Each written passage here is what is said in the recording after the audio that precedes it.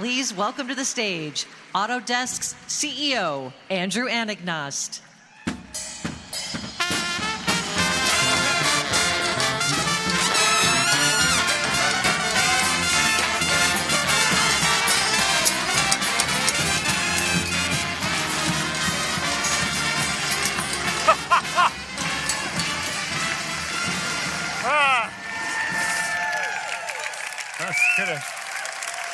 Morning. Morning, everybody. Anybody know how long it's been since we've done this? It's been 3 years. So I have a question for you. And you can just shout or say whatever you want. How many of you are happy to be here in person?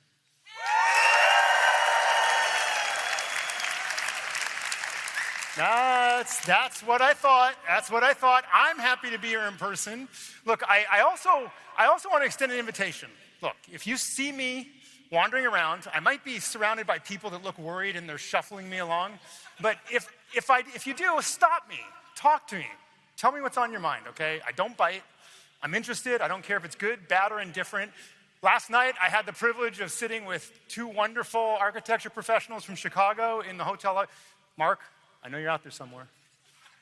All right, I knew it. I knew if I gave him bait, he'd take it. Hi, Mark. Why are you sitting so far back? So, look, talk to me. But I got one more request for you, okay? There are over 9,000 people here right now today. But there are tens of thousands of people watching online, and a bunch of them wish they were here. So can we tell them we wish they were here too? Just one more time. Are you happy to be here?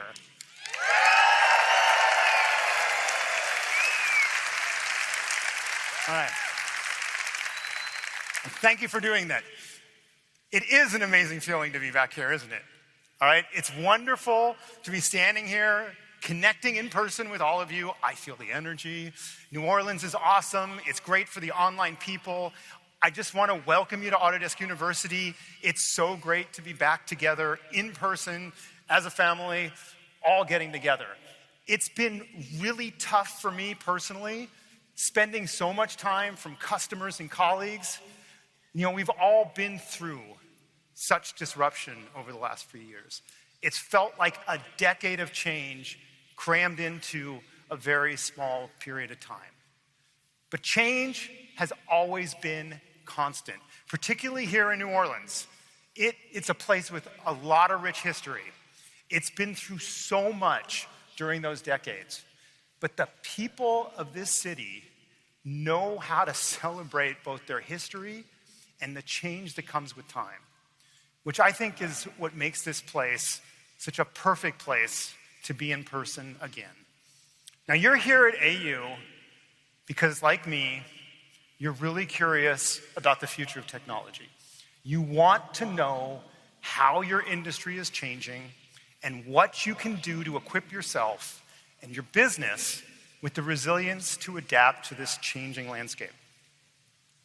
So that's where I want to start.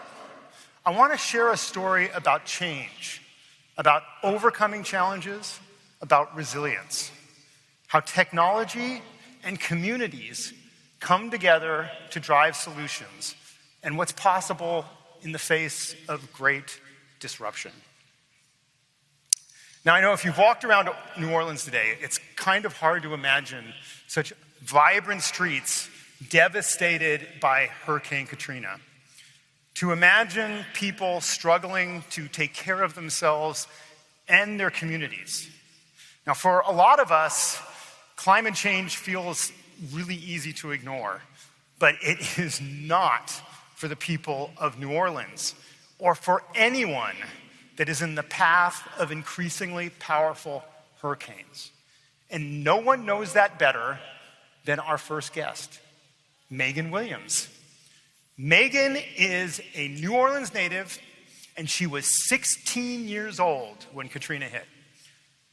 She went to school to study civil engineering, and she brought those talents back here to her community. She is now the stormwater manager for the city of New Orleans, and we're honored to be speaking with her today in her home city, where she's been an essential part of managing the effects of extreme weather events since experiencing them firsthand. Everybody, would you please welcome Megan to the stage?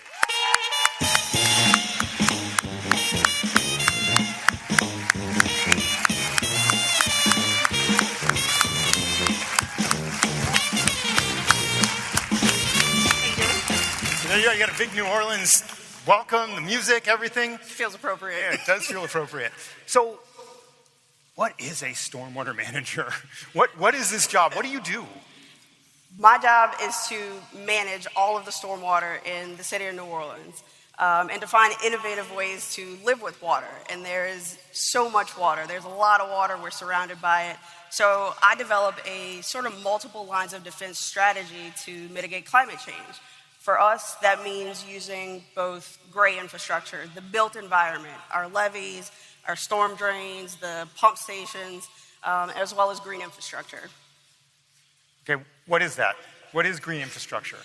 Green infrastructure is sort of a man-made way of doing what nature does to manage water, to catch it where it falls. So we do that by installing detention ponds, permeable pavement, utilizing the landscape, and using native plants to help absorb water as well.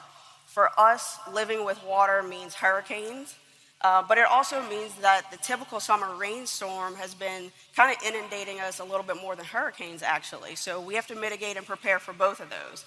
And with the green infrastructure we do have installed so far, we've been able to manage about 9 million gallons of water. So for reference, that's about 200,000 bathtubs. Yeah.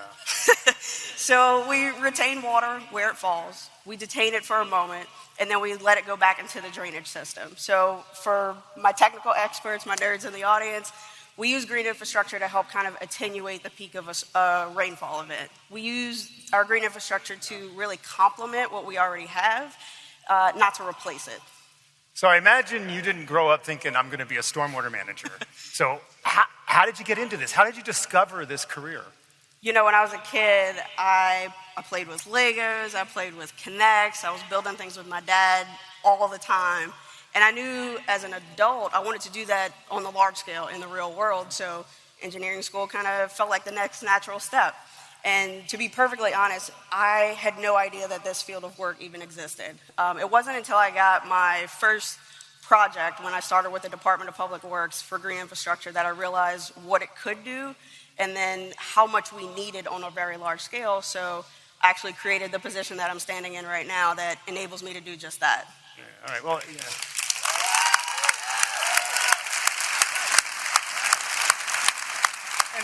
And excessive Lego use does tend to be a presenting symptom of engineering. Absolutely. So that's amazing. So you created your own job. Absolutely. That's awesome. Now, New Orleans, you know, obviously it's a super unique city. It's got unique challenges. I mean, I remember you saying that, you know, you pump all the water out of the city, which is an interesting engineering challenge and so on. But it's got to be interesting to you in some special way. Yes. So what does New Orleans mean to you? First and foremost, this place is my home. I was born and raised here. I have generations of family that were born and raised here. And I see myself and I see my family reflected back in the community that I serve. And that's really why this work is so important to me and what gives me purpose. And the people of New Orleans are so unique. So I want to make sure that the projects that we do are for the community and that they don't happen to the community. So to do that, we have to work with the community. So we sit with them, we design, we co-create, and then we incorporate that feedback back into the projects that we're doing. You know, and I've heard you say earlier, like you're protecting the land for the future generations, which I just think is amazing. And you have a whole set of professionals here. They're engineers. They are facing challenges you face. What would you say to them with regards to the challenges they might face mitigating the effects of climate change in their communities? Maybe they're going to have not enough water or too much water. What would be your advice? I would tell them three things. One, find your community champions. The community is really the biggest stakeholder in everything that we do. And often they know more than we give them credit for. And in the end, the community they're the ones who are going to live with the solutions that we create. And at the end of the day, they're going to help rally the rest of the community to get on board and get projects across the finish line.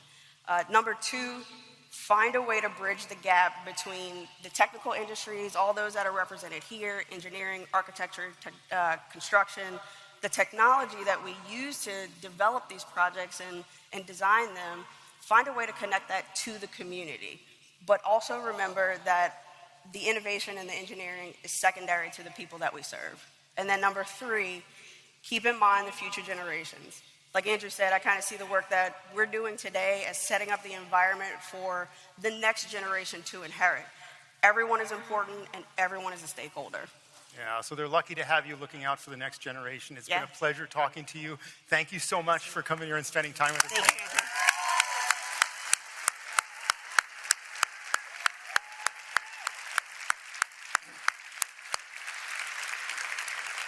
All right, so as Megan showed us, making our cities, making people more resilient is critical. And that's whether or not it's bouncing back from an extreme weather event like Megan and her colleagues have to help New Orleans to do, or like many of you, managing through labor shortages or supply chain disruptions. We've all experienced difficulty in the last few years, and we've all learned lessons. Now, one of the lessons that I've learned is that in a world that is constantly changing, we also have to be willing to change how we do things. Just like the people here in New Orleans, we all need to be more connected, more agile, and more resilient. We need to acknowledge that how we've done things in the past may not be what we need to do for the future. We need to imagine new ways of working that will enable us and our businesses to thrive. I know many of you are ready for this change. I've seen how many of you are embracing digital transformation, how you're connecting your data, your processes, and most importantly, your people. The way you all collaborate has changed, and it's changed forever. So I think it's time to think about the software tools you rely on catching up to that. I've heard from a lot of you about this, just last night, in fact. There are many tools you all use today from so many providers. Some of them are closed, and they leave your processes disconnected, okay? They force you to build manual workflows. You have to figure out how to pass huge files back and forth. And as you do this, you often overshare your valuable data, your intellectual property. And we all have to face it, nobody likes an oversharer. Usually gets people in trouble. Data gets lost in translation, and it needs to be patched back together over and over and over again. And when data and processes are disconnected, teams are too. People get stuck in their silos. They get confined to whatever phase of the project lifecycle they work on. And so do the unique insights that they bring to the table. So how can we lift people out of their silos so that they can bring their valuable insights to the different teams working on a project? How might we unlock data from closed formats so that the insights that help people do their job are easily accessible? How do we connect processes between tools and teams so people don't have to spend their valuable time building manual workflows? How do we change all of that? Sounds easy, right? I believe that it is time for us to disrupt ourselves and pursue different ways of working. Now, at Autodesk, we have an opportunity to harness the cloud, to rethink the tools you rely on, and refocus them around a new paradigm. One that makes you more connected, more agile, more efficient, and yes, more profitable. I want our tools to deliver more value to you, your collaborators, and your customers. Some of you might remember that last year, when we weren't in person, I talked about how we've started to build a platform that helps you connect your processes and data in the cloud. I'm really proud to share with you that we're well on our way. We're making great progress building our 3 industry clouds: Autodesk Fusion, for manufacturing, Autodesk Flow for media and entertainment, and Autodesk Forma for architecture, engineering, and construction. Each cloud will enable you to manage your assets and workflows more efficiently, to connect the right people to the right data at the right time. Unlike all the unwanted disruption that's been thrown at us, I believe a disruption of the technology we use to do our jobs, a positive disruption, is probably long overdue. So our industry clouds aren't simply incremental improvements to the software you already have. Our industry clouds are different. They will help you drive an entirely new way of working. They'll bring the capabilities you know and love from our current portfolio together in new and powerful ways that will ultimately transform the way you work. So let's look at how, and I'll start with manufacturing. Now, manufacturing for decades have locked down their processes, making their production as lean and efficient as possible. Now, when the pandemic hit, teams who were used to working in person were suddenly distributed. They found that their tools, standalone tools, generally serving standalone departments, couldn't flex to meet their needs.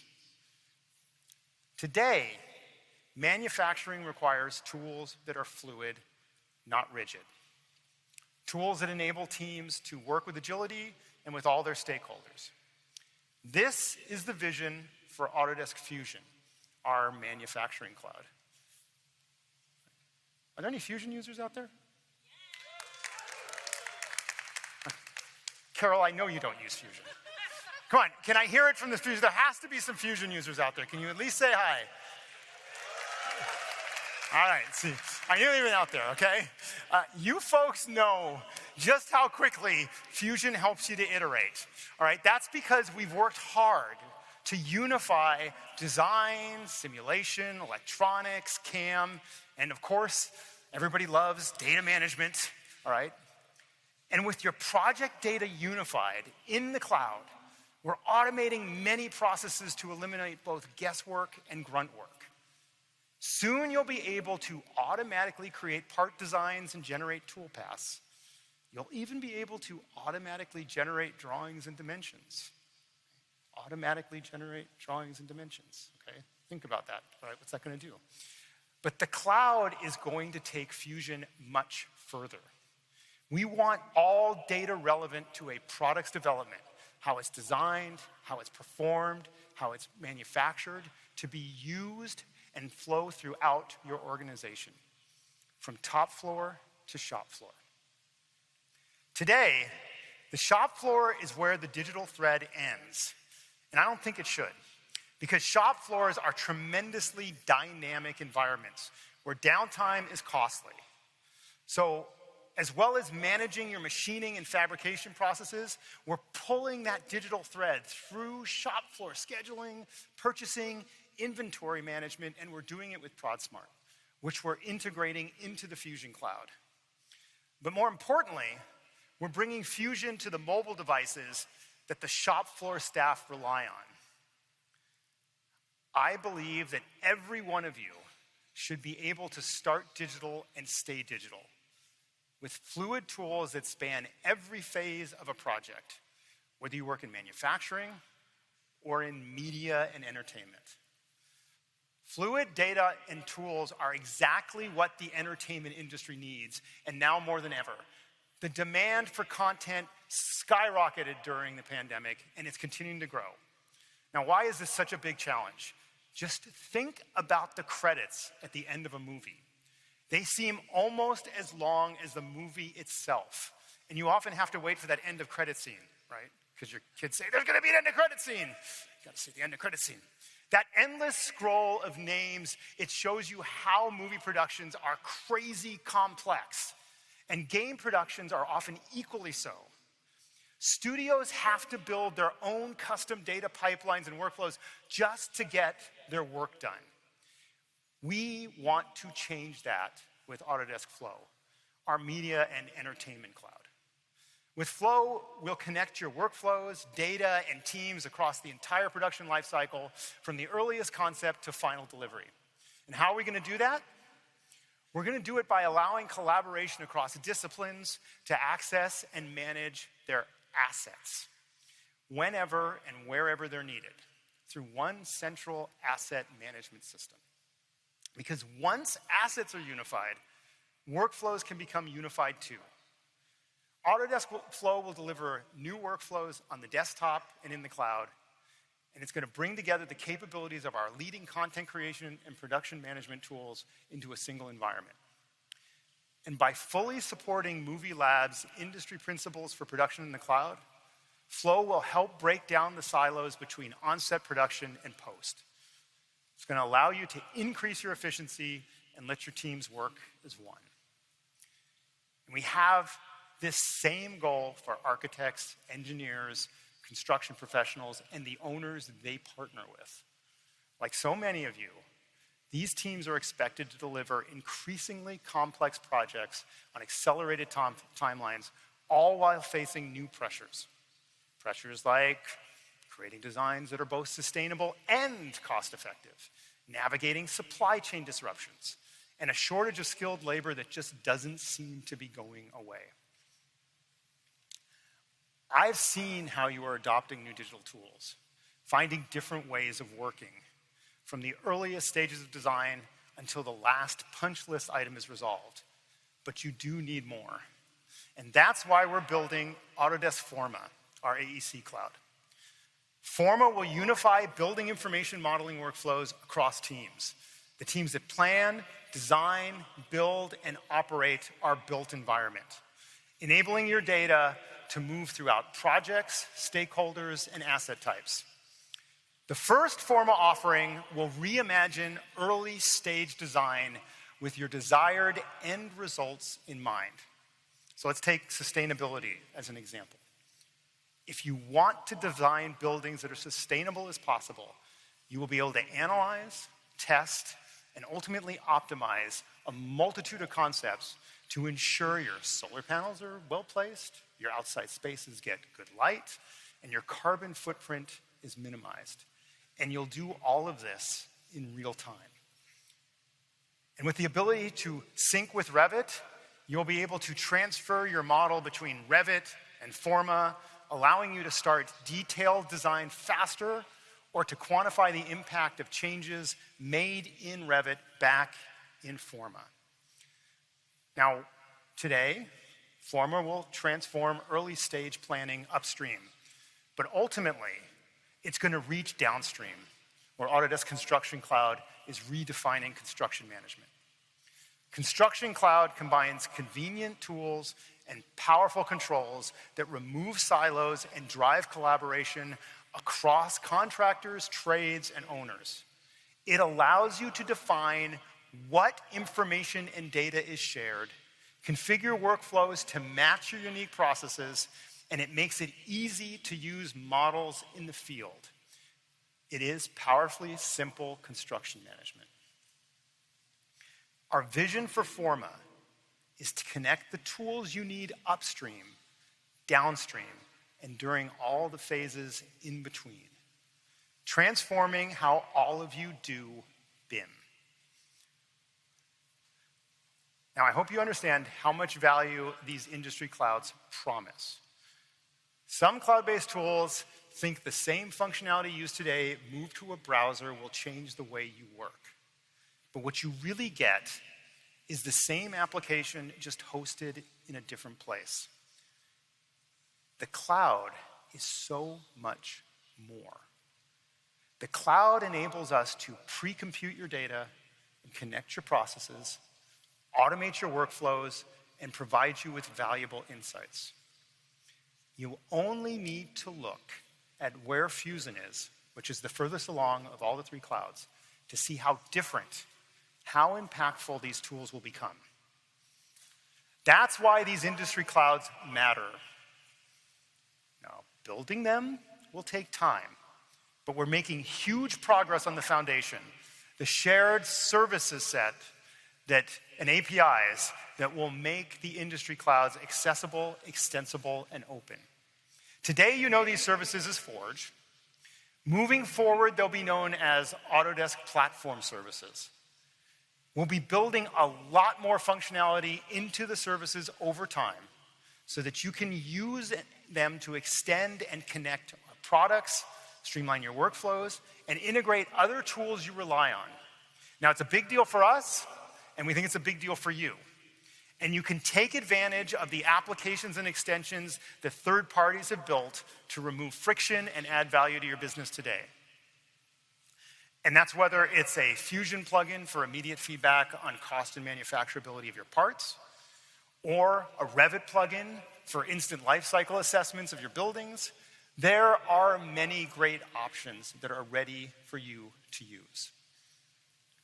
Platform services and APIs sit at the heart of our cloud environments, and so does a central cloud information model.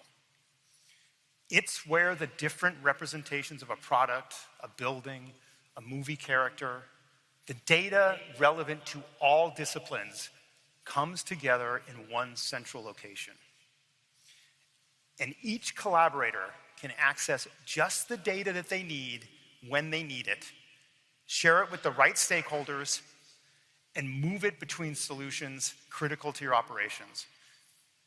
Whether that's an Autodesk tool or other products you rely on. Now, open standards make that possible. They're a key area of investment for Autodesk because we want your teams to be connected throughout the entire project lifecycle and beyond, no matter what software you use. Open standards ensure our platform remains an open ecosystem that our tools, as well as third-party tools, can plug into. This is about more than your adoption of digital tools. It's about transforming the way you work with more fluid, connected, and informed workflows. Now, nobody wants to be disruptive. Sounds awkward, okay? But the process of disruption is a critical part of moving forward, of the journey to something different, something game-changing, something totally new. And it starts with your data. Now, I know that all of you think about data slightly differently. So I think I'll unpack how we see data for each of your industries and talk about how we'll help make data move throughout project life cycles. In AEC, building a hospital, an overpass, or a high-rise is becoming more complex, and so are the models associated with them. Locating just the information you need and keeping it up to date can feel like a full-time job. That's why, over the last year, we've been building data capabilities within our platform capabilities that help you exchange data fluidly between products. For building design, we started with connections between Revit and Inventor and Power Automate, and now we're extending those capabilities to Rhino with our Rhino connection. You'll be able to share subsets of data between these apps, including Rhino and Revit.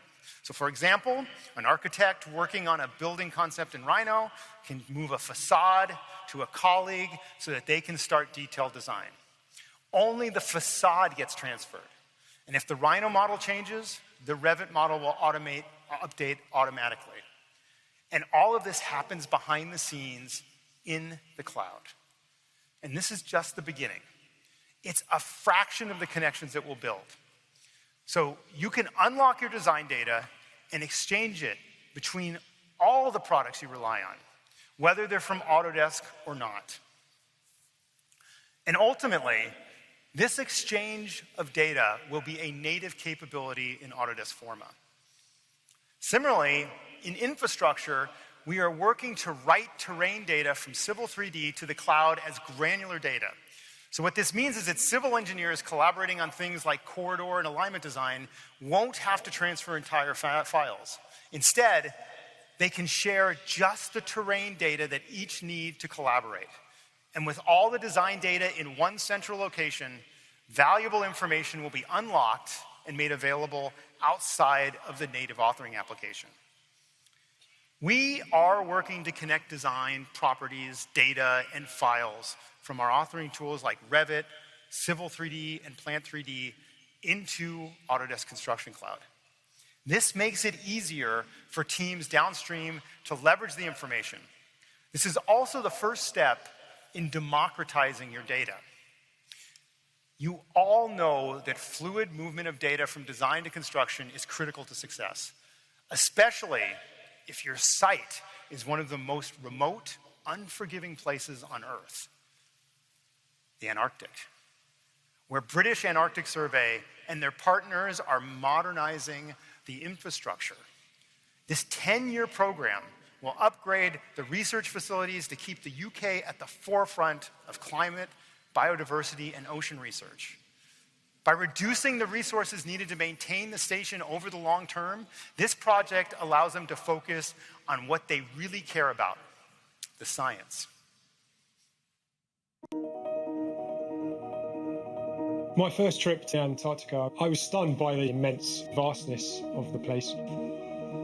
You could see for miles icebergs, mountains, and also just the numerous amount of wildlife that live in their natural habitats.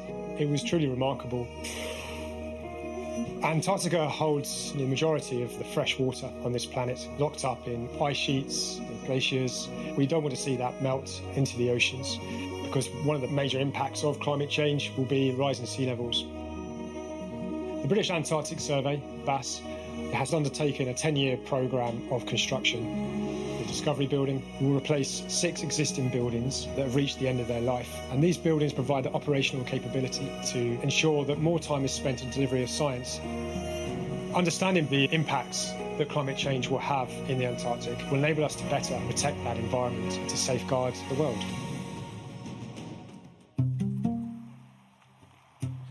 Cambridge is a long way away from Antarctica, about 15,000 kilometres.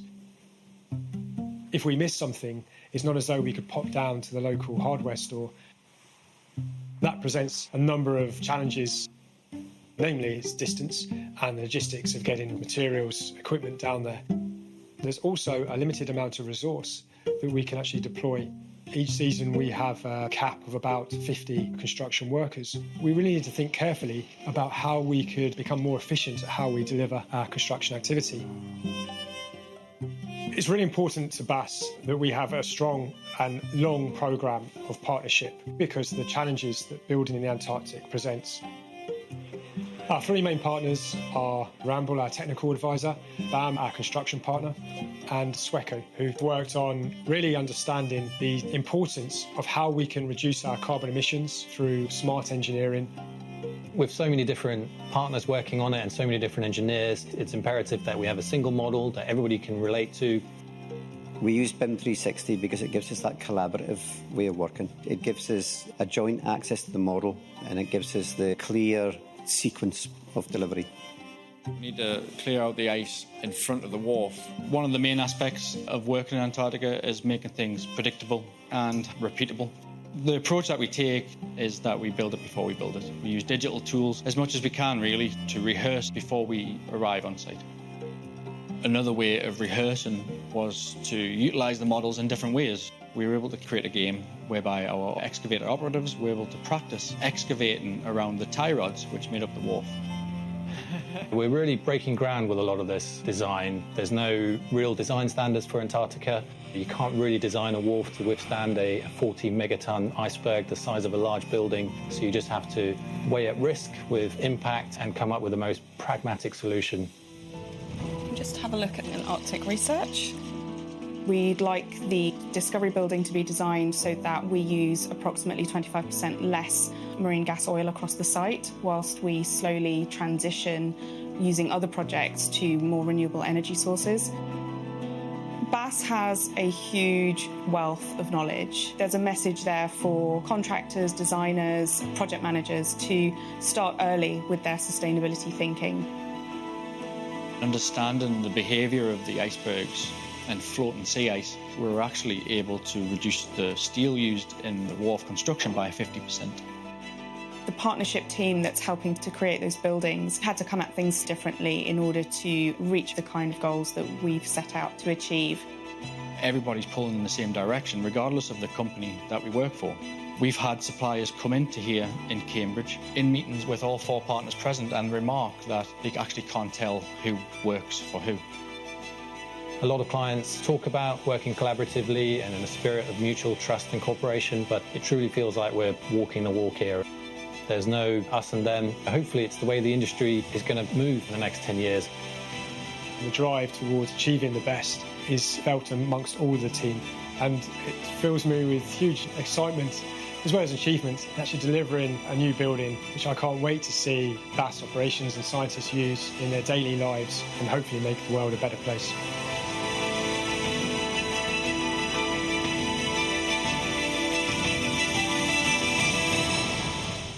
And now, straight from the Antarctic, here's David.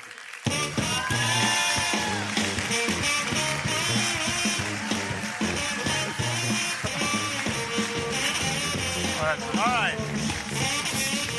So David gets the award for wearing the most uncomfortable New Orleans outfit that you could possibly imagine. So let's give him a trooper award. Look at the boots, for God's sakes.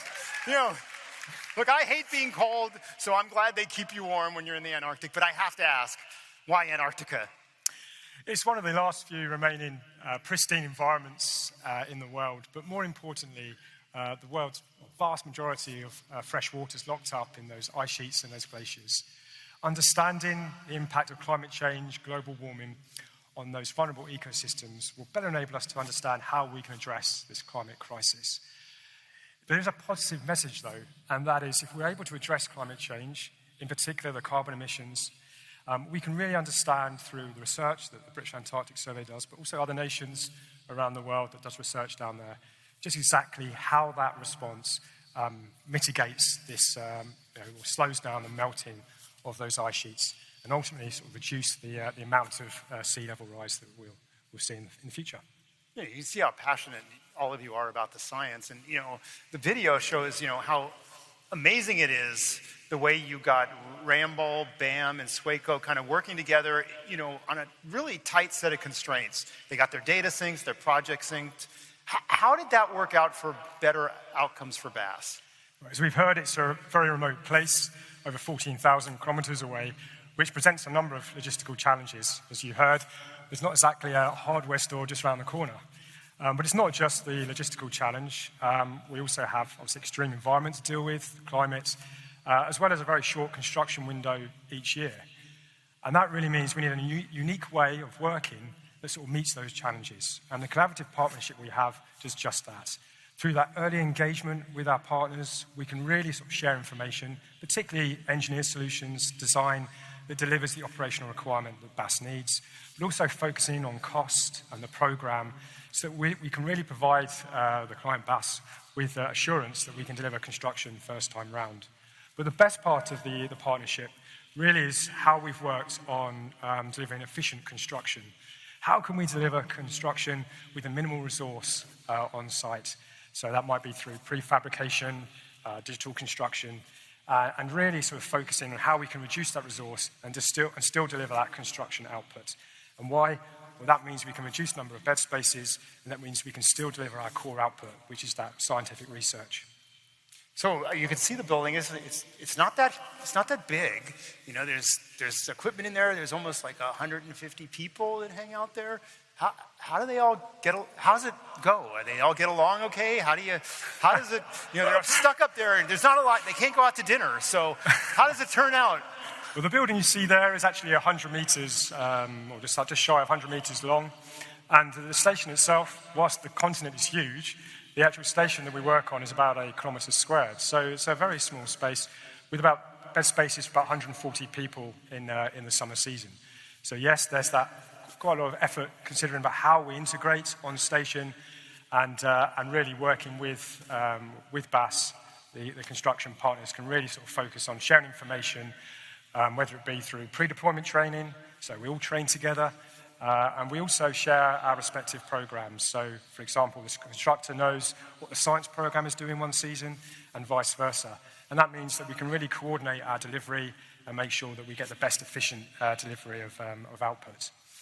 But it's not just about construction or science. We also got to make sure that we integrate well and we actually have fun together on the station. So we have a football match every season. Always a good bonding activity. Yes, it's great. But we've got to make sure that we select the right people to go down there, that they experience the joy of working in the Antarctic, and are focused on the delivery of construction. All right, well, fabulous. I hope you continue to do great work. David, thank you so much for coming here and for braving the weather.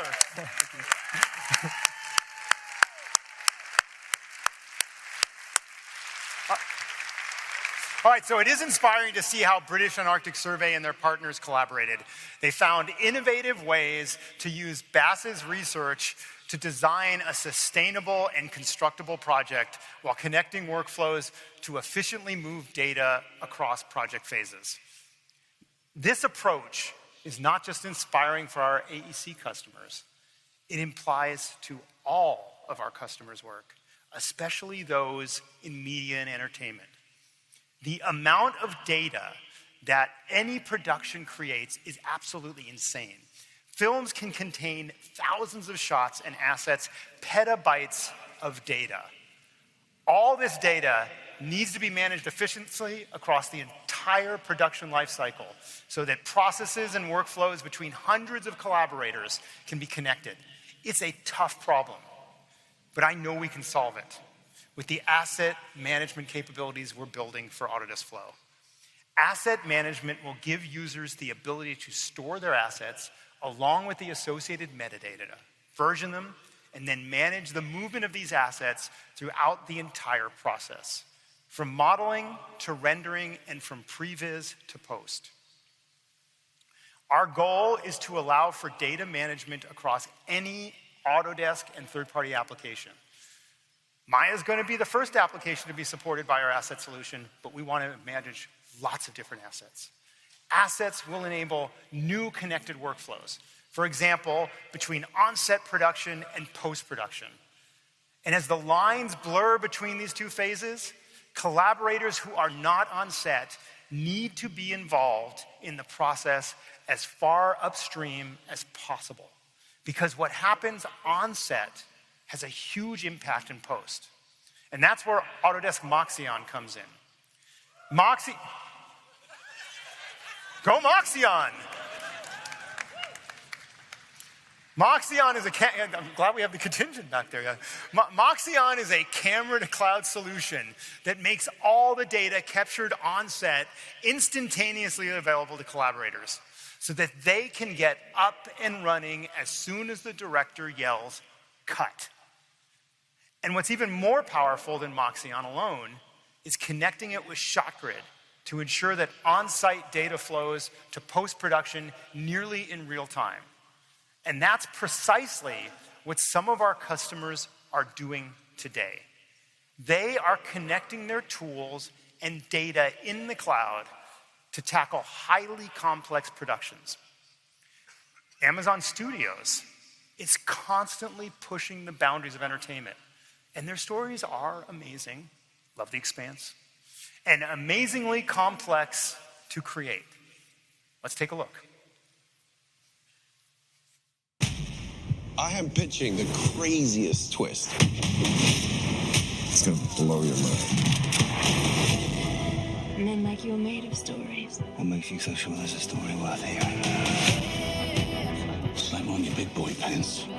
We're just getting started.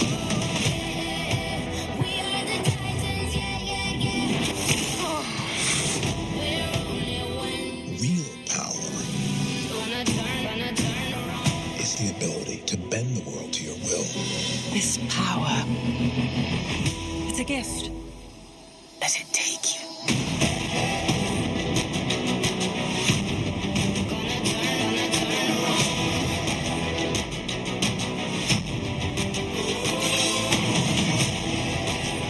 Welcome to the future. It's all going to be rather lovely.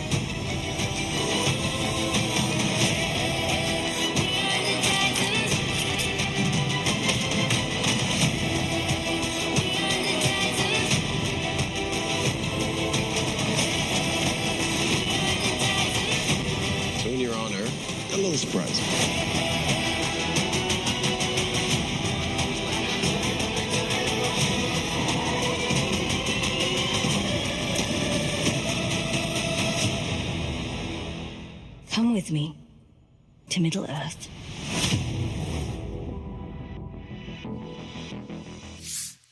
You gotta love the media and entertainment show reels.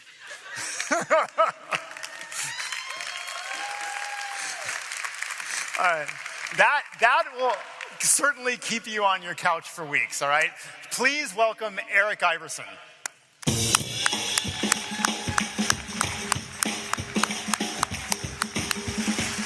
Eric, take the stage. Wow, there's so many of you. Oh my gosh, and so strong. Can you fight orcs? Hello, New Orleans. Welcome. I am here today to share a little bit about Amazon Studios and talk about some of the great work we've been doing with Autodesk. Amazon Studios is the home for talent to create and produce original television series and films which premiere exclusively on Prime Video. Prime Video originals are available in more than 240 countries and territories worldwide. Some of our shows include The Boys, The Expanse, Wheel of Time, Jack Ryan, Reacher, The Marvelous Mrs. Maisel, Lizzo's Emmy-winning Watch Out for the Big Girls, and of course, Lord of the Rings, The Rings of Power. Lord of the Rings, Rings of Power has definitely pushed the boundaries of episodic storytelling. The first season's 8 hours of episodic content utilizes nearly 10,000 visual effects shots, supported by 20 VFX houses. Rings of Power has been like producing 6 to 8 movies all at once. And remember, the Rings of Power was produced with a remote international workforce during a global pandemic. We were humbled and delighted when 25 million people worldwide watched Rings of Power on its first day of release at the beginning of this month. And I have a sneaky suspicion that Andrew was probably one of them. Delivering stories and experiences customers will love requires us to work really hard to understand our customers and what will resonate with them. To deliver these stories requires us to work even harder. Why? Because while advances in our industry have brought many, many great tools to create, market, distribute content, these advances have also led to a significant amount of, you guessed it, complexity. Today, we produce more content in shorter timelines by more artists working anywhere around the globe and around the clock. We produce more creative shots at a faster clip using more tools than ever before, as you've seen with Lord of the Rings. We have more places to reach consumers, which means we must create more marketing outputs. And if you don't believe me, I want you to count the number of different marketing assets you see just for Rings of Power in the next 24 hours. And while complexity has grown in scale, at least our workflows over the years have tended to evolve in a predictable and linear fashion. And then that changed too. With the introduction of virtual production and the need to move faster, now all phases of production are beginning to happen at the same time, further raising complexity of producing shows. So, what are we to do? Addressing this challenge of increased complexity requires us to think differently about how to invent and simplify the process of storytelling. How can we create a home for top talent that are distributed across the globe? How can we orchestrate an increasingly complex network of content and data? How can we reinvent the how of filmmaking? What would the next generation studio look like? What would it need to do? Today, I would like to talk with you about 3 key tenets of a next generation studio. Tenet number 1, and my favorite. A next generation studio is responsible by design. Customers expect more than just great stories, A-list talent, and stunning visual effects. They care about how we are producing the content they watch. At Amazon, We have already implemented the industry's first inclusion policy and playbook and are actively engaged with the Sustainable Production Alliance. This is how we are creating mechanisms that hold ourselves accountable to a higher bar when it comes to diversity, equity, inclusion, accessibility, and sustainability. The Next Generation Studio is responsible by design. Tenet number 2. A Next Generation Studio is globally cloud connected. In 2019, prior to the pandemic, Movie Labs came out with their 2030 vision for media creation. In partnership with major Hollywood studios, they proposed foundational principles to support the future of production. Keeping it simple, the 2030 vision lays a path forward for content to be stored in the cloud, secured in the cloud, and to enable the backbone to allow workflows to be connected by the cloud. We are absolutely thrilled that Autodesk is an active partner with us in these principles and shares the Movie Labs 2030 vision. Tenet number 3, a Next Generation Studio supports smart, non-linear workflows. As the complexity in production continues to rise and workflows become increasingly interconnected and asynchronous, the tools and workflow automations we offer must also evolve to support them. More and more, I hear from production teams across the industry frustrated that they waste hundreds, if not thousands of hours because of the number of inefficient manual steps required to coordinate tasks, move assets, and collaborate across increasingly larger and distributed teams. So, I'm sure you're asking, how is Autodesk helping with this? Well, I'm glad you asked. Well, there are many ways that Autodesk is helping us reach our vision. I want to focus on 2 tools today in particular, ShotGrid and Moxion. ShotGrid is used on Amazon Original Productions for real-time review. The tool helped us orchestrate production workflows during COVID. Dashboards help productions track many VFX shots and vendors. Because of ShotGrid's flexibility, we have also experimented with leveraging its APIs to orchestrate assets between ShotGrid, AWS, and Moxion. Speaking of which, Amazon Studios uses Moxion for, where's that shout guy? Moxion, there we go. I heard that backstage. For creative reviews for shows of all sizes. It helps streamline the handoff from production to post-production, making the workflow more efficient.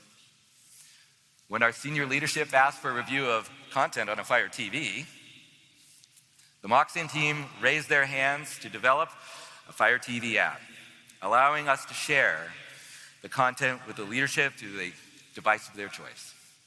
To date, we've had over 115 productions on Moxion with more than 4,500 users that have made about 50,000 uploads requiring about 1 petabyte in storage. In total, that's over 1,300 hours of uploaded content to date. One heck of a bin watch, if you ask me. Moxion has also been instrumental in connecting creative teams from around the world, making it easier for us to be more inclusive with creative teams globally. At Amazon Studios, we are committed to becoming a next generation studio. And we are working hard to get there right now. However, we can't do it alone. This is why I wanted to be here today. Only by working together with passionate, creative technology leaders like Autodesk and creative technologists and artists, like many of you, can we bring the next generation studio to life. And all of us, do this important work so that creative teams can continue to love the process of telling amazing stories. Stories about heroes, saving enchanted civilizations like Middle-earth. We do this because the Next Generation Studio is all about one simple idea: creating the magic at scale. And what does magic at scale look like? Well, I think it looks something like this.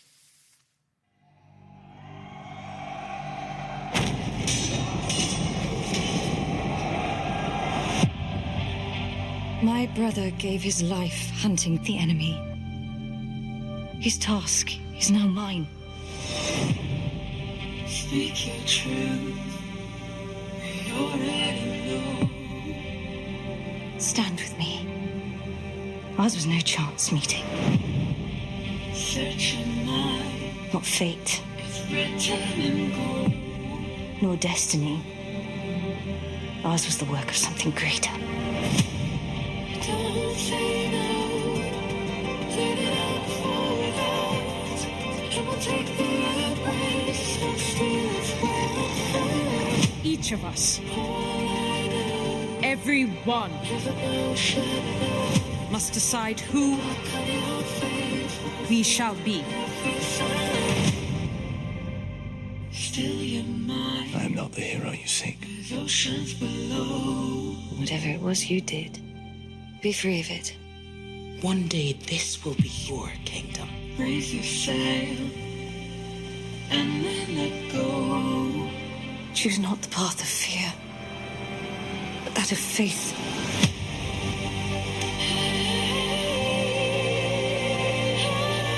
One thing we can do, better than any creature in all Middle-earth, we stay true to each other with our hearts even bigger than our feet.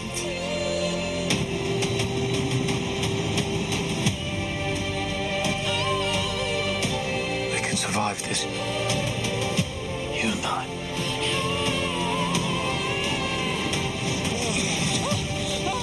Commander! Wait! No! We keep moving! Why do you keep fighting? There is a tempest in me.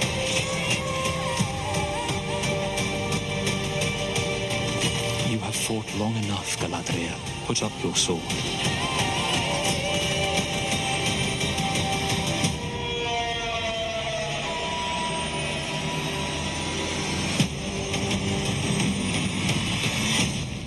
Without it, what am I to be?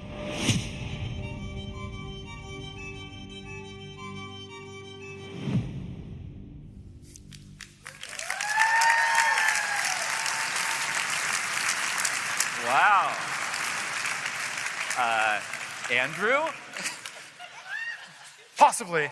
I think we've found ourselves a Lord of the Rings superfan here. I have no idea what you're talking about. Well, any words of wisdom that I should ask you today? All we have to do is decide what to do with the time that is given us. More seriously, your industry's changing fast, like how fast it's going to take me to get out of this. You look fantastic. I love... We're I had going a fight, out tonight like this, by the yeah, way. right. Yeah. That'll be a real, yeah. So what do you think the biggest challenge is with cloud-based workflows that needs to be solved so that you and your teams can more efficiently defeat Sauron? I love it. Well, I think there's three things just real quick. One, we have a lot of work still to do to kind of on the invention side as we're connecting all these tools. So your message today, spot on. I'm really excited about that. Number two, just to remind all of us that we have to keep it simple. If it's not, these productions are moving so fast. We have to keep it simple, and all of our designs have to be that way, and I love the work your team is doing. And third, it's going to take a lot of work to teach everybody how to use these new approaches. And so it's one of the things I love about Autodesk University. It's all about learning, and so we're going to need everyone's help to get there. And you shall make season 2. What do you think? It's got to work. All right. All right. Thank you so much for joining us, Eric. Please give Eric another round of applause. Let's see how quickly I can do this. Woohoo! Oh. Okay. All right, back to the show. The custom data pipeline and workflows that Amazon Studios built are remarkable. All right, but as Eric said, it takes a long time to build them. And that's exactly why I believe that Autodesk Flow is important.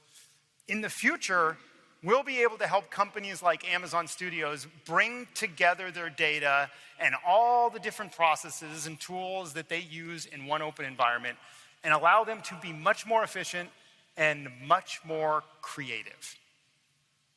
Now, what you've heard about in entertainment has remarkable parallels in manufacturing, like producing films and TV series, designing and manufacturing products, and manufacturing hundreds of products for hundreds of people are spread across many departments. And it can take months. Because pushing data between items and teams and departments, between tools and machines, takes a lot of time. And I know that those of you who work in manufacturing work in heterogeneous environments. They're a reality for all of you, and that will probably never change. But making your data, all of your data, move fluidly is core to our vision for Fusion. With different departments using different tools, managing and sharing data is a big challenge in manufacturing. And that's where the capabilities of Autodesk Upchain come in. Upchain's cloud-native capabilities work directly with Inventor, AutoCAD, and even SolidWorks. It uses metadata from all these products, valuable information like cost and supplier data, to create change orders and unified bill of materials that are available in one central location, ensuring your key suppliers are kept in the loop and that you have visibility into your entire supply chain at all stages of your project. Now, this is what we offer with Upchain today, but we're merging this file-free functionality directly into Fusion so it can work more seamlessly with more of your products and more of the different departments that are invested in your capabilities. Because there's no better recipe for agility than working in one environment as one team.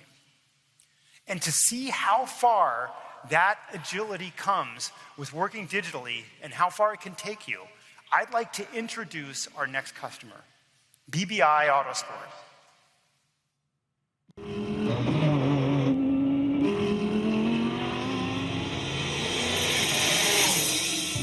BBI Autosport takes race cars to the next level. It develops performance parts for Porsche enthusiasts. Its facility is a well-oiled machine, more like a factory race team than a traditional tuning shop. Everything has its place. Everyone on the team knows they have a part to play, and they all pull in the same direction. It might be a small shop, but with BBI Laxon's scale, it makes up for in agility. That's how it gives drivers a competitive edge, by testing and tuning, by iterating and lightweighting, prototyping and pushing, by working with agility, and developing parts that perform. BBI might be small, but it's done some big things. Won some big things. And it's done this not by waiting for progress, but by making it.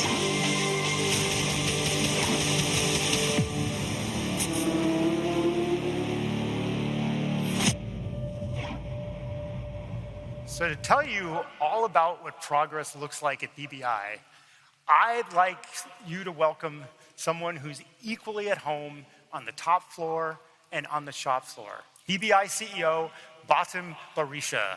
Batum.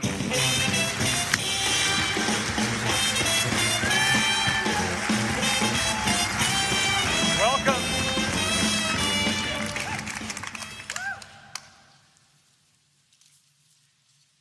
We've all had bad days. We've all had projects blow up in our faces. So, this summer, a few days out from the big race, I was in Colorado Springs at Pikes Peak International Raceway. It was one of the most challenging hill climbs in the world. That race starts at 9,000 feet, and it climbs all the way to the summit of 14,100. That's where the finish line is. It's 12.42 miles long, 156 turns, of which 13 are hairpin first gear corners. There's 1,000-foot drops, no guardrails, and we get up to about 160 miles an hour in places. It is the best. BBI built an incredible machine for an amazing driver, Ken Block. After struggling for weeks to get the car up to pace, she was finally on a tear. And when I mean fast, I mean like UFO fast. But we heard a noise. It was an odd tick coming from the engine, and it was slowly getting worse. So we stripped the engine down, we found the problem, and what happened is it spit out a small valve shim. So by 2 a.m., we got the car back together. When the engine fired up, we were on all such a high, fueled by Red Bull and adrenaline. But after it fired up, we heard that familiar noise again. Goosebumps and all. But that time it was coming from the other side of the engine, and it actually sounded worse. But after that, the engine actually blew up. And when I mean blew up, I mean like parts everywhere blew up. So back to the garage we go.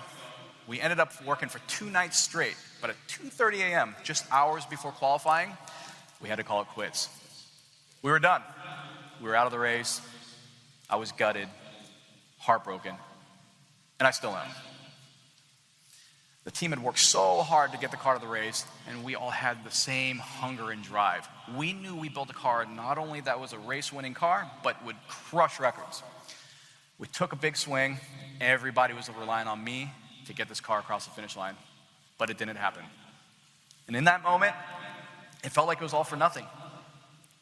But the burn for success has only gotten hotter, like fuel on a fire. The mountain won this time, but now I have a bone to pick with her. My obsession for Porsche started about when I was 8 years old. My cousin and I were playing in the front yard, and we saw this silver, beautiful Porsche 959 drive by. I was in love immediately. I later found out that that was the first 959 to ever hit the American streets. And guess what? The guy behind the wheel, the guy behind the wheel, you may know him, Bill Gates. That car is the reason why I'm here. Oh. Mic check. That car is the reason why I'm here on the stage. And the funny thing is, about 4 weeks ago, I got to see that exact same car again. That is the exact same car that got me into this whole mess here. So since I was 8, all I ever wanted to do is be around Porsches. And then in my 20s, I finally talked my way into a job with Porsche Motorsport. Shortly after that, I set up my own shop called BBI. Can you guess what we specialize in? It ain't cotton candy machines. So we have 2 divisions at BBI. We have the motorsport side, and we have the consumer product side. On the racing side, we're bespoke and innovative, pushing these cars to the limit and seeing how far we can push these race cars for the specific tests that we have at hand. What we learn in racing really translates to our consumer market. And the old adage still holds true. Race on Sunday, sell on Monday. I think some of you can relate. Racing is what keeps our consumer products on the cutting edge. We're a small shop, all said about a dozen of us. Some days it feels like R&D stands for Ryder and Dimitri. But what we lack in scale, we make up for with ingenuity and agility. I mean, we prototype, we test, we iterate, and we bring concepts from design to manufacture in a matter of days. Our rollout to an end product happens fast. We pride ourselves on getting high caliber performance parts to the market quickly. So, you remember that Pikes Peak car that we blew up? We ended up building that from the ground up, from concept to design to manufacture in just 4.5 months. During the pandemic, in the worst supply chain crisis I've ever been a part of, the car started life as an idea and a pile of tubes on the ground. Only the roof is the original Porsche part left. Everything else is bespoke. And when I mean everything, I mean every component, every fender, every wheel, every shock, every intercooler, and the 4.5 miles of wire that runs through that car. By the way, all laid out in Fusion 360. But back to the hill climb. Back to the hill climb. Lucy here still holds the record for the world's fastest 911 ever up that hill. And we built her in 2019. We did a lot of body work, and we threw a 1,000 horsepower twin turbo engine at her. Everything we did on that car, we did in Fusion 360, and I mean everything. We started the process with laser scanning, so we had a 3-dimensional model to identify what it is we were working with. And when we're using that kind of data, Fusion 360 works so well. The Lucy experience really opened up our eyes to all the possibilities. It allowed us to kick off the design process with clarity and confidence. And then from there, we throw whatever Dimitri designed at the CNC machine. We crank out prototypes until we got exactly what we wanted. And that's how we got that car ready for Pikes Peak from start to finish in under 30 days. That process didn't stop this year either. And Fusion 360 is about the only thing we didn't change. And we learned a whole lot from that Lucy experience. The daydreaming started, and then the madness took hold. And let's be perfectly clear. We didn't want incremental changes. We were shooting for something big. So we had to build the car from the ground up, from complete scratch. We wanted to flip things on its lid. So we moved the engine from the back of the car to the middle. We converted it to four-wheel drive and designed a tremendous amount of downforce into it. And all this work had to be done in tolerances that were as tight as our deadlines. The only way we can address these challenges was to aggregate all the data from our teams, our partners, our vendors into one cloud environment. This enabled us to work together fluidly. The team then started to design and build in parallel, prioritizing tasks based on lead times. From there, and this is the fun part, we had to do what we kind of coined a rolling design freeze. I know it doesn't sound right, but a rolling design freeze where we were actually making parts for the front of the car while the back of the car was still in the design process. It was kind of like the feeling that someone would get with jumping off of a cliff and trying to build the wings on the way down. So, onto the chassis. We're using generative design there to give us direction on parts like rocker arms and engine mounts. We're trying to keep them as light and rigid as possible. Then we moved on to generative fluids, and that gave us a roadmap on things like headers, intercoolers, exhaust manifolds, and really anything that flows through that engine. Actually, this was pretty cool. One of the cool parts of the process was while the bodywork was being made, we threw on the VR headsets and we could watch the car slowly progress on, live while parts were being made in all of our partners' place. Collaborating in the cloud turned all of our chaos into, really well-organized chaos. And what we ended up with was this 1,400 horsepower methanol-breathing beast. Y'all know how this story ends, though. The car broke my heart, but she looked good doing it. Yeah, she did look good doing it. Building a car is pretty consuming, but as consuming as it is, we still have a business to run. We still have to maintain it, and we're still doing other jobs. We still have to make money doing this, right? So a lot of you can relate. So we're juggling tons of projects at the shop in the background while we're doing this, and especially on the consumer side. We're managing lots of moving parts with shifting deadlines, and what that means for us is that data management is wildly important, and just as important it is for the larger automotive companies, if not more, because so many hats are being worn by so many of us at all times, and at our intense pace, we need to keep our team on the same page every step of the way. And it's not just our team at home base. It's our partners and contractors like Scarborough Performance, who does all of our chassis design and manufacturing. It's Oil Stain Lab, who does our conceptual renderings. It's Virus, who does our aero studies and validation. And it's Elite, who does all of our carbon fiber layup and makes that beautiful shape of that car. By the way, Elite is in Sweden, so we have bodywork being made in Sweden. You get the idea. We need our data to flow from the design studio to the shop floor seamlessly. All that is right here. Fusion 360 helps us dramatically simplify the process and how we manage data. It helps us empower our global suppliers and stakeholders, get the data they need to achieve all of our collective goals effectively. And it really enables a small grassroots shop like us to compete with some of the big dogs. Listen, all that aside, I cannot wait to get back to Pikes Peak. We're going to go and we're going to keep coming back and back and back regardless of the outcome. It's really like a casino out there, and literally, all you can do is roll the dice and see what you get. And that's part of the thrill that keeps us coming back. By the way, you know that part that failed? I don't know if you can see this, but this is it. It's about the size of a hearing aid battery. And it's hard to believe that such a small part can derail such a massive operation. But when you're working through such tight tolerances and deadlines and pushing performance to such extreme levels like we are, outcome is never predictable. What we do, the devil is in the details, and the detail is in the data. Data keeps our team wildly aware, synced up, and working toward our goals. So, we're going to put our heads together, we're going to push ourselves forward, and we're going to work as hard as we can in preparation for next year's race. We'll be back, a little wiser, always humble, but no less hungry. Thank you.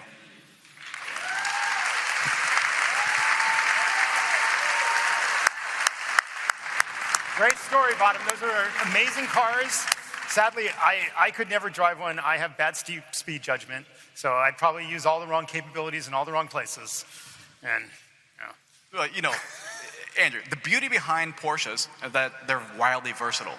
You can go spend all day at the track, drive the car to the store, pick up groceries, grab your kid from school, park it in the driveway, and do it all over again. Press a couple buttons, the car becomes this docile, well-managed machine. Press them again, and it's this just beast of a machine. So the duality is amazing. Yeah. But those buttons, they're sitting there screaming, push me. Listen. Push me. Listen. Yeah. I'd love to have you down at the shop so you can check it out. I would love to come down to the shop and check it out. No doubt. So look, your team's so tight.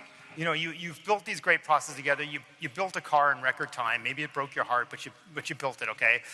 But tell me a little bit more about how you successfully integrate the suppliers and the other vendors into your process so it all comes together on time? Well, you know the old saying, it takes a village. It takes a lot of people. We have a good R&D facility in our shop. We produce a lot of small parts like exhaust systems and aerodynamic pieces. But nationally and globally, we have partners that help us out as well. And we have to have everything synced up. And the only way to effectively do that is have it all aggregated in one spot. For example, like I said earlier, our fuel cell for the race car was made in England. Our transmission was made in France. Our bodywork was made in Sweden. Our chassis was made in California. So everything had to come together. And actually, when the parts show up, we didn't have time for it not to fit. So that's how we built these relationships with our vendors, and that's the only way we can do it. So you alluded to it, you know, earlier in your presentation, the Pikes Peak car, it's a one-off. It's got lots of cool features. You know, we were talking about the downforce the other night, but how does that play into your commercial business? I mean, how does that learning support what you're doing with the consumer piece? Yeah, no, good question. Because the consumer piece is way more important than any of this. But our test bed is the racetrack. And it's not just our test bed to see how fast the cars go. Our test bed is the design, the iterations, the manufacturing, and the end result. And so we take that exact test bed part from idea to validation in a very short amount of time, and we apply that to our consumer market. So, for example, a 3D printed intake manifold, it takes us the same amount of time as if we had a tight deadline here. We just use a marketing release as that same deadline. So we apply that throughout our design and manufacturing. That's great. All right, Bottom, thank you so much for coming here. Good luck. Thank you. Race. You will win. Thank you.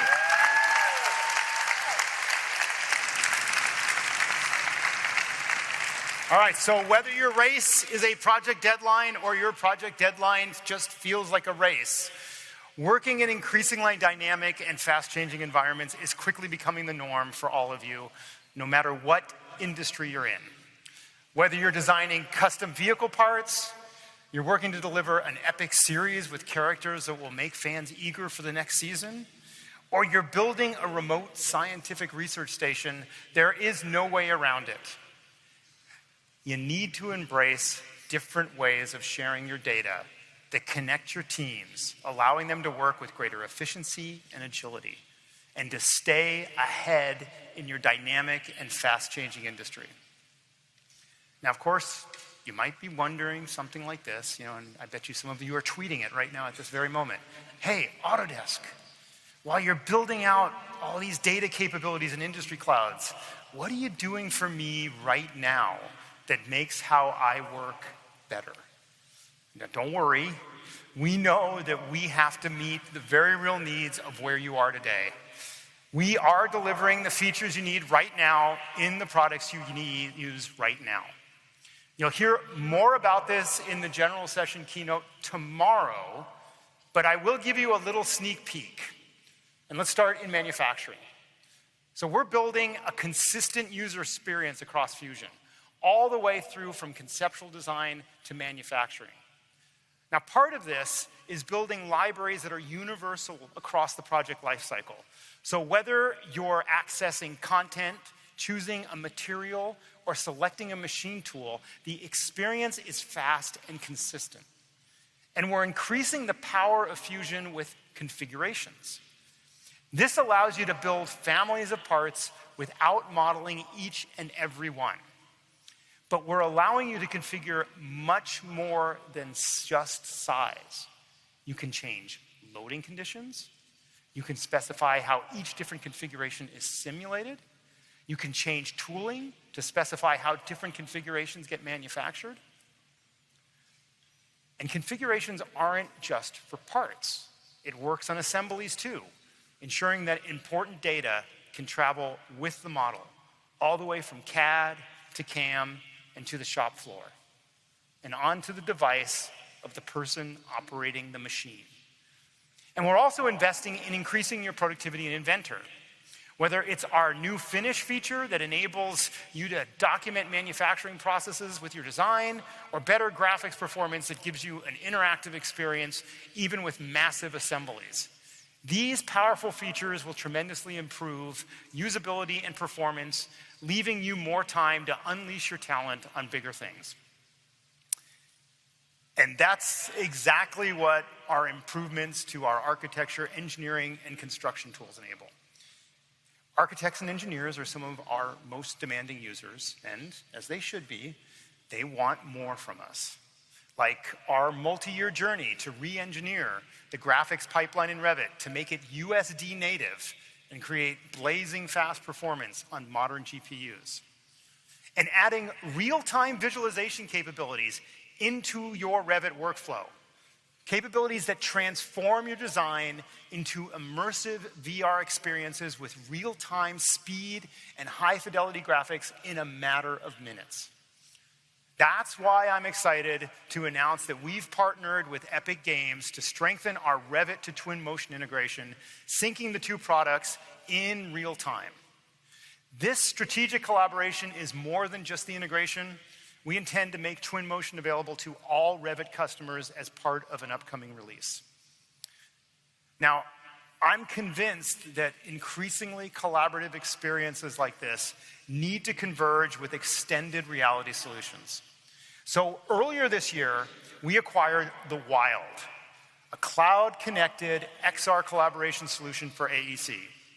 It turns your projects into a virtual workspace for real-time design collaboration sessions. And that's not all. We've also revamped site design capability to provide more robust functionality and accuracy with 3D topology modeling, topographic modeling. Topology, that's the harder word, but that's not what we're doing for you. We're doing topography. And My Insights gives you recommendations to enhance your productivity based on how you use Revit today. Now, you'll hear more about all of this in tomorrow's keynote, so don't be late for that, because there's lots to hear. And as you've seen, our commitment to connect more than just workflows between tools. For us, it's also about connecting teams. That's why in construction, we're building out workflows like Bridge that optimize collaboration and connect subcontractors to general contractors and general contractors to owners. With Bridge, you can sync folders, files, and data between Autodesk Construction Cloud projects. Each individual company maintains control of their data and shares only what's needed.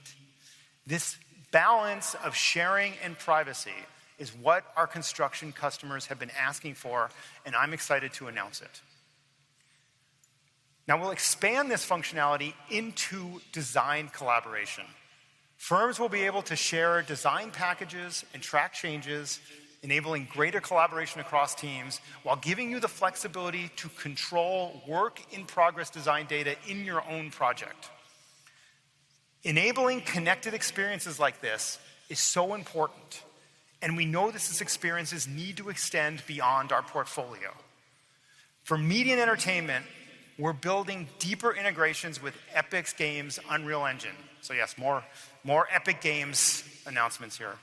The new version of the Maya Unreal Live Link will allow artists to make changes to their animations in Maya that are reflected in Unreal continuously, eliminating the need to manually import and export models. This means that artists can stay in Maya and see their work in the context of the final experience. This shows how we're building an even stronger connection between Autodesk tools and other tools in your ecosystem. Fostering an open ecosystem is integral to everything we do. That's why we've also decided to further open up our tools to developers. One of these tools is Bifrost, our visual programming environment in Maya. Now, it's designed to make the creation of complex visual effects more accessible to artists. Now, with the new software development toolkit, studios can enhance their pipelines with custom Bifrost nodes. It gets them up and running quickly, even if they have no coding experience, and it gives them the agility that they need to tackle increasingly complex productions.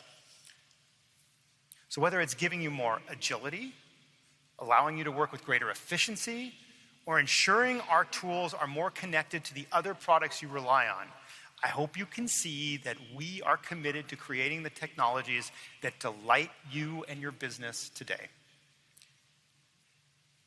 Our work on the solutions you already know and love and the industry clouds we're investing in are deeply connected. We want to provide you with better tools today and give you different tools for tomorrow. This morning, you've seen the new capabilities we're introducing to Revit and to Maya, to Inventor and to Construction Cloud, and we're investing in making these products better. And you've heard how our new partnerships and collaborations will connect more of the products you already use, creating new workflows that better connect your data. Our investment in the capabilities you need today also accelerates the industry clouds we're building for tomorrow. But these clouds are built on a new paradigm, a different paradigm that will transform the way you work, with entirely new ways to create products, buildings, infrastructure, and entertainment. Some of you are already well on your way to transforming the way you work, like the 3 customers we saw today. British Antarctic Survey, which enabled its partners to collaborate on upgrading its Arctic research facility, keeping the team connected and the project on track in the most demanding of environments. Amazon Studios, which is keeping its groundbreaking and massively complex new series, The Rings of Power, on schedule with unprecedented efficiency and creativity. And like the scrappy team at BBI, which iterates on performance parts and stays ahead of its competitors because of the agility of its tools and its teams. These customers show us all how embracing disruption and digital transformation can make you more connected, more efficient, more agile, and ultimately more resilient. Just like Megan Williams and her colleagues managing stormwater projects for the city of New Orleans. All of these teams are on journeys of digital transformation. And I want Autodesk to be the partner on your journey. I want us to be right beside you. We're not just paving old roads, making incremental changes to the tools you use today. We're creating a whole new mode of travel for designing and making things, powered by new capabilities that will make you more connected, more efficient, and more agile today, while getting you where you need to be tomorrow. We'll be with you on that journey to help you move through disruption, to embrace digital transformation, connecting your data, your processes, and your people in new and meaningful ways. So I encourage you, while you're here at AU or watching online, connect with people. That's why we're here, to connect with people, even those who don't work in the same industry as you. It will help you think about how to transform yourself and the work you do, and how to transform the challenges you face today in the opportunities you'll realize tomorrow. So thank you, and have a great AU.